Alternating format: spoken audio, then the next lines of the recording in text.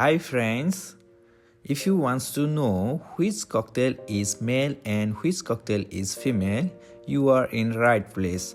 So on my hand, this young and cute cocktail, he is male cocktail. I can show you how we can recognize.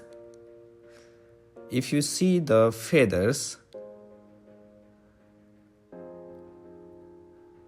see this, his feathers is so clean, so he is male. Let me show you. See, feathers are so clean, so he doesn't have any dots, right?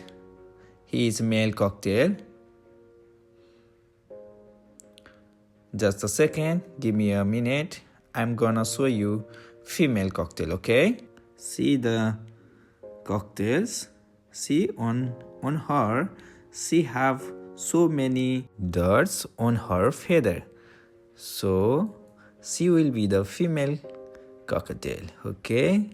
Thank you guys. If you like the video, please do not forget to subscribe.